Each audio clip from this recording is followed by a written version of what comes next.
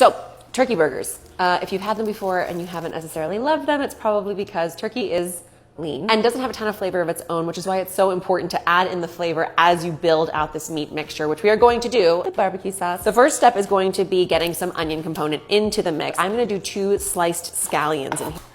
We're gonna throw these into our meat mixture with the turkey. Barbecue sauce of your choosing. You're gonna do somewhere between 3 and 4 tablespoons of sauce. You want a 1/4 cup of breadcrumbs. This is really just acting as a binder because there isn't a ton of fat here. I do wanna add a little bit of salt, maybe a ½ teaspoon. And then I'm going to add some cracked black pepper. And we are kind of working around the bowl here, just pressing into the filling so that you are distributing those scallions, those breadcrumbs, the barbecue sauce, of course, without overworking your meat. You just want to divide this into 4 and really just working kind of lightly, create that ball, and then give it a nice little press down.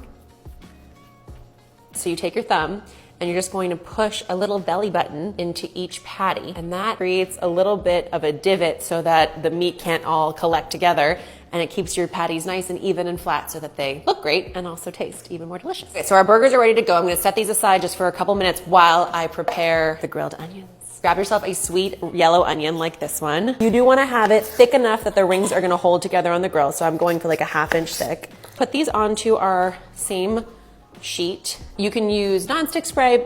I prefer to use just a little bit of olive oil. I'll just go light on this drizzle. You just want enough to coat it so it's not gonna stick on the grill pan. Then you do wanna just grease the grill a little bit so that it doesn't stick to your food. Grab your burgers and put them right on to this smoky hot grill. And then of course our yummy onions are going to add onto the grill. Okay, let's check and see how we're doing. So we did not have to fight. Oh, but we do have a glorious char. Okay, now here's the little bit of the tricky part. Getting these onions to hold together as you flip them around is not always going to work out the way you want it to, but that's okay. So at this point, the burgers are still a little bit soft here in the center. You can see how springy it is. For turkey burgers, you would need them to be cooked well done, basically. You make a fist and you press here. That's how firm your burger should be when it's well done. I'm moving them over to the coolest side of my grill. I turned this part off, so it's just residual heat here. 1/4 cup of shredded Mexican style cheese here.